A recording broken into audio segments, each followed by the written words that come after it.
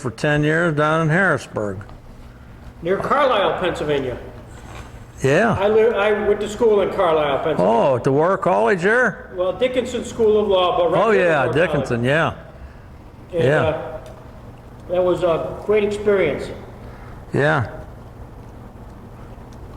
So tell me about your military history. You enlisted in 1943? Yes, March 2nd, 1943. I was sworn in at Erie, Pennsylvania.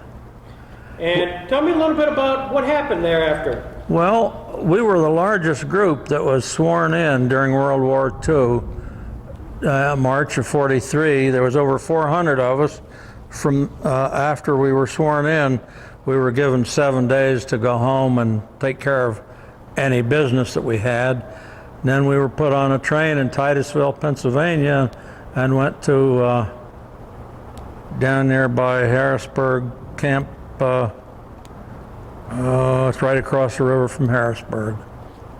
Can't even remember the name of the doggone camp now, but that's where we got our uniforms and so forth, you know, that were issued. You actually ended up in Europe in December of 1944? Yeah, just a little later than that, maybe. I didn't get into any of the so-called Battle of the Bulge, although I was in the 101st Airborne Parachute Infantry. I went over D plus a whole bunch because I went to so many different schools before I went overseas. What was your specialty? I was a demolitionist. We were taught the formulas to blow roadblocks. We could blow metals, steel.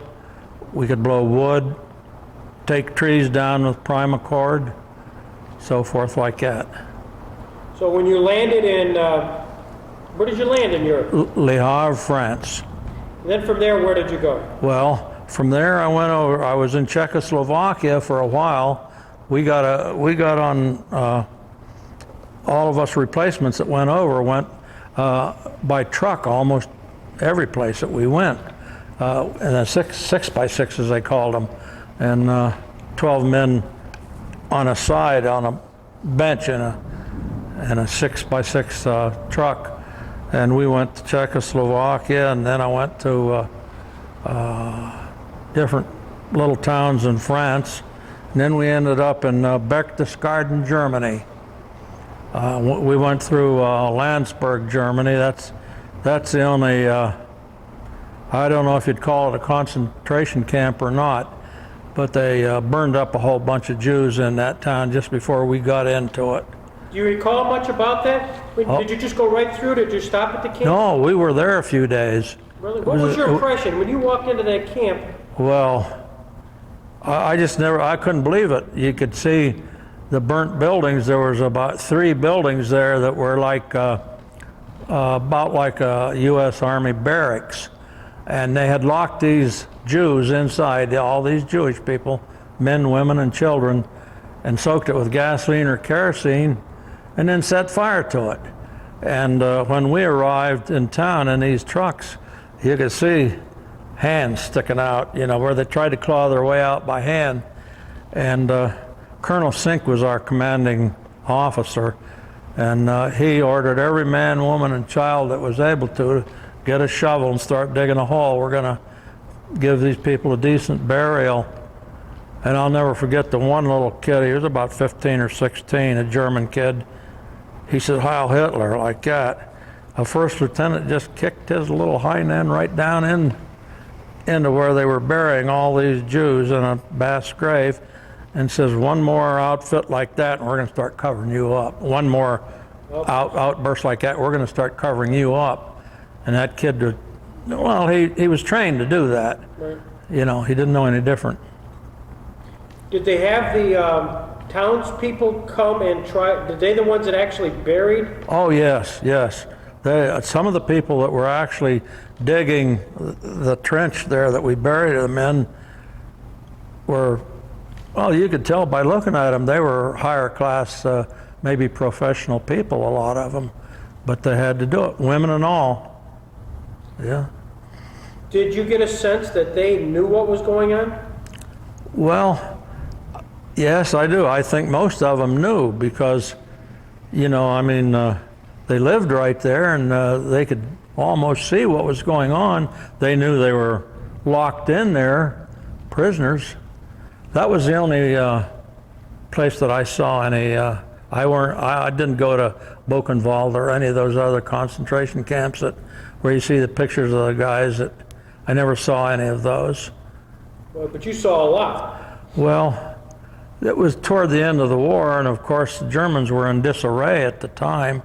And I do remember when I went on patrol one time, and there was just one other guy, and we saw a whole bunch of people coming down the road toward us, and I said, "Oh, gee, these guys look like Germans." And we got over to the side, and he was on one side of the road, I was on the other side, only 2 American soldiers, and there was about 300 Germans. They all gave up. They were tired and hungry and didn't want the war. A lot of them were young kids and a lot of them were old men. So we said, okay, werfen Sie deine Waffen, throw your weapons down, and they did. They still had their weapons when we came up to them. They threw their weapons down and they didn't stack rifles or nothing. Just threw them in the mud or anywhere. And when we marched them in, that was probably the biggest group that our company took in. And it was toward the end of the war, like I say, and these Germans were they wanted to surrender. Right. And we just marched them in, and that was it. I will say, I never smoked cigarettes, but my buddy did. And he took a butt, and he flicked it down in the mud, and those damn Germans, they just broke ranks and got that and put the fire out of that and ate that tobacco. That's how much they missed having tobacco. Sure. You were at Berchtesgaden one time. Yeah, I was in Berchtesgaden. Describe Berchtesgaden. Well, where we were was on a hill, and it's a beautiful place. And when we went in, we went down and looked to me like a cellar, and it was a wine cellar, and we run into a lot of champagne in wooden crates, and they were in magnums, big bottle like that, maybe 2 liters, and we got quite a bit out. See, I was an enlisted man, and we got quite a bit out before the officers put a guard on there and wouldn't let us get any more out. But it was just a beautiful place.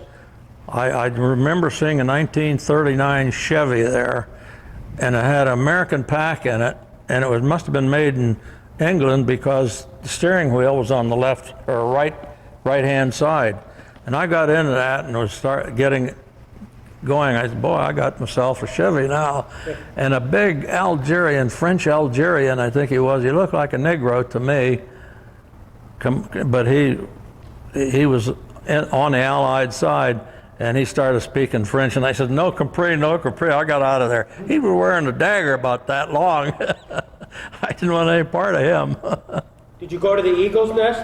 Yeah, well, I guess that's what you would call that where we were. You were up at the top of the hill? No, I didn't go into anything like that. Because we were only there about 2 or 3 days, and then we went down into Zelmsee, Austria. Right. And that's where I was assigned. I might as well tell you about that. Please do, because that's the drum roll. That's why we're here. There was myself and another guy were assigned. We didn't know where we were going or anything, but there was a first lieutenant and a jeep driver, and if I can recall, I'm pretty sure I was on the left side. I was called the left cannoneer. There was 30 caliber machine guns mounted on the back of the jeep on the left and the right. I was the left cannoneer, and the other guy was the right cannoneer, and we went for a ride between Zelmsee and Innsbruck, out in the country, and that's where I guess they knew where they were going. Myself and the other cannoneer didn't know anything. We were just told that if we run into any opposition, that we had the ammo and everything there to take care of it. And when we got there, it was just a huge house, maybe a 30 or 40 room house, but I guess it was Hermann Goering's place of living. It was a castle, it was a small castle. And when the first lieutenant got out of the Jeep, there was no German soldiers there, no resistance. That's what surprised me. When the first lieutenant got out and went up, knocked on the door, Frau Goering came to the door, and he says, "Is Hermann here?" She said, "Yeah." He said, "Bringen Sie ihm aus." Out come Hermann Goering. He's a big, tall, heavy guy, probably weighed 300 pounds. You could tell by the pictures. I never saw this many pictures of him before. And he came to the door in full dress uniform. And the first lieutenant put me and the other guy, who was the right cannoneer, on the door. And Frau Goering had a daughter about 24, 25 years old. They was all three living there. And myself and the other guy in the Jeep on the other machine gun was placed as guards there until we were relieved. And that's the last I saw of Goering. They took him back to 506th Infantry Regiment, headquarters and headquarters. That's the company we were in. So really it wasn't strictly a combat unit, you know. I mean, we were supposed to blow up things. The whole company had the demolition specialist specification for their... So, just so I get it straight, Goering was taken by your unit there. Where did he go to? Well, to Zelmzee, to headquarters. That's where the guys took him. But I didn't go with them after they left his place of residence. We were stationed as guards there, me and this other guy. And I don't know, I think according to my son-in-law there, I think Goering officially surrendered to I forget the name of the infantry outfit. Some colonel or general accepted his official surrender. Right. So I didn't know anything about that until he pulled it down off the computer and gave me a printout of it. Do you realize how interesting this is? Say that again? You know how interesting this is? You were there at the arrest of Hermann Goering. Yeah. We brought him in. I mean, brought him out to the Jeep, and we both had M1 rifles when we went up, when the first lieutenant knocked at the door. And I got on one side of him, the other guy got on the other side, and we just brought him out, and he sat in the front, and the first lieutenant sat in the back, I think, in case, you know, you don't know what a war criminal like that might do, I suppose. So he was sitting back there, kind of watching him, and the other guy was driving the Jeep, and the other two of us was standing guard till we were relieved. Now, the wife stayed and the daughter stayed? Yeah, for a while. Yeah. Colonel Sink, our regimental commander, took residence there later on. And I personally think he might have been making time with Frau Goering. I mean, they were both... I've never heard that. That's good. They were both the same age and everything. And I think I think maybe that first lieutenant that was with us when we went out there, I think he got familiar with the daughter too. Oh, which I don't blame him, but you know. I don't want to say that's the spoils of war. No, but you know, there was about 3 or 4 long buildings he had. They were like warehouses.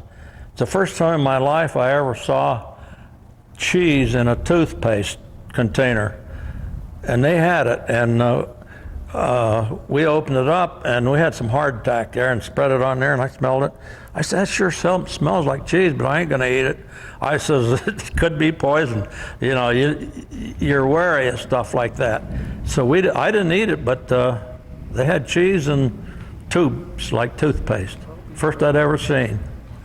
And we were issued cigarettes and beer over there free. I don't know if you knew that or not, but I used to get, I think I got 13 packs of cigarettes every week, and I didn't smoke cigarettes. I bartered it off for other things. Sure. I got cameras. Out of that warehouse I'm telling you about, I still got a 38 revolver. has a barrel 7 or 8 inches long on it. My dad used to hunt rabbits with it, and I got it when he died. I got it back. I had a little Walther 25 I got out of that warehouse too, and I sold it when I lived in Harrisburg.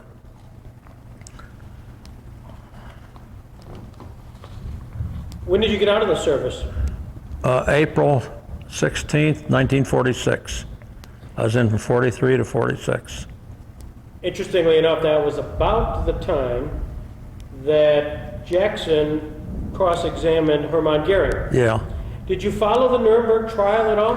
No, only thing I knew, we heard later that when he was taken to Nuremberg and he was sentenced to be hanged, that he had a secret cyanide pill he took before the sentence could be carried out. We did hear that over there. Just a little sidebar. This is so interesting to me because here you were part of the arrest. He was taken to Zellamzee. Zellamzee, Zellamzee, Zell on the lake. Okay, that makes sense. I could speak a little German. I had a girlfriend over there that taught me from the first grade up. I learned how to conjugate verbs and stuff, so I could get along pretty good.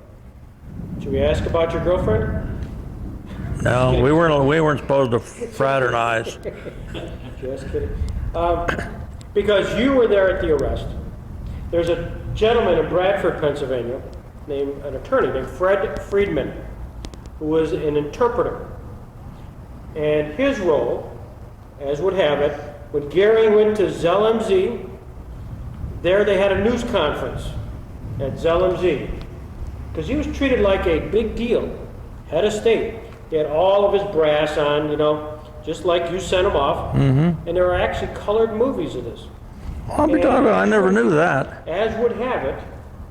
See, that was after he left his place of residence. Right. I never knew what happened to him. So he went to Zellamzee in a camp, treated like a war hero, or not war hero, but a head of state. Yeah, sure. Second in command. Handed the baton and the whole acceptance. And then they had a news conference. And he was all decked out in all of his military splendor. Oh, yeah. And of course, they had to have an interpreter. Well, Fred Friedman, down in Bradford, Pennsylvania, who could speak German very well, just happened to be there. And Is he in the 101st Airborne too? Yeah. Because that's where we were stationed. Our company was stationed right in Zellamzee. And so as part of that, he was there. And so he became one of the translators during that first news conference of Hermann Goering by the press corps. Yeah. It gets better. I would like to know if I could ever run into the guy that was with me on the back of that Jeep on the other machine gun.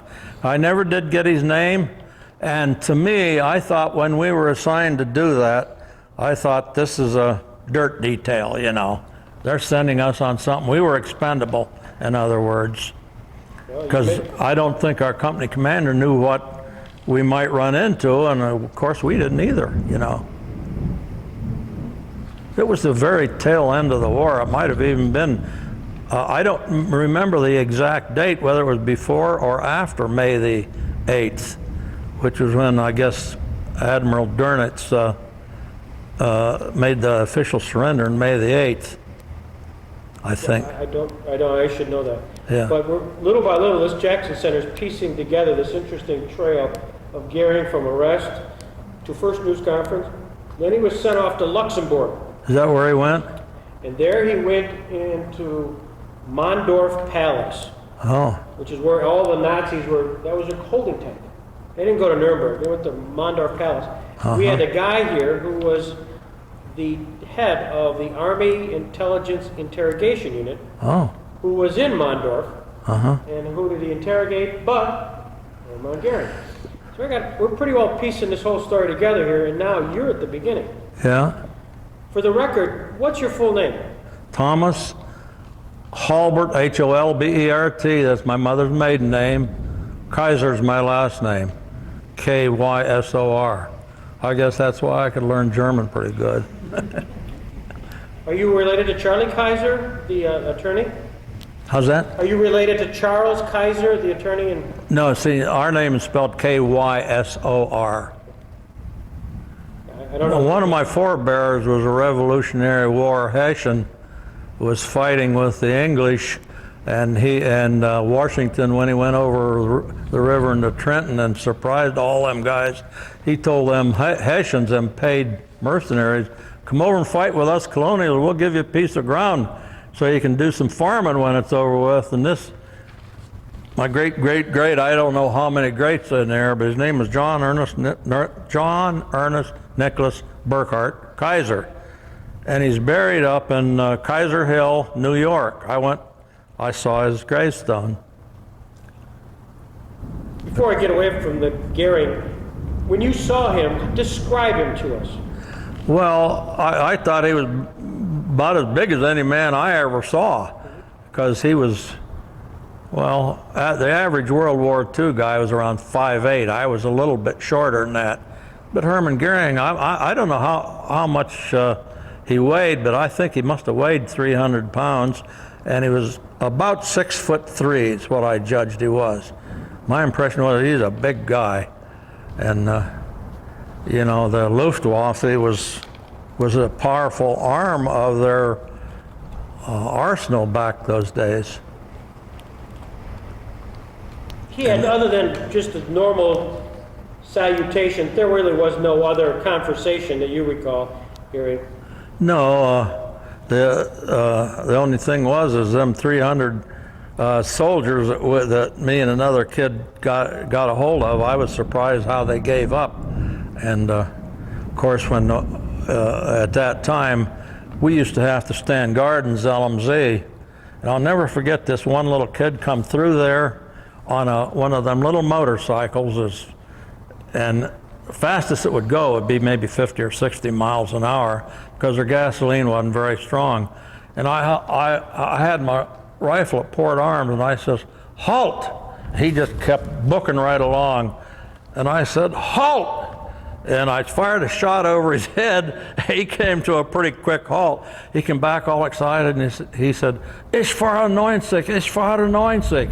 I was driving 90, which was about 60 miles an hour in miles per hour. The young kids over there like speed just like anywhere. So let's just recap here. How's that? I want to recap what's happened here. Okay.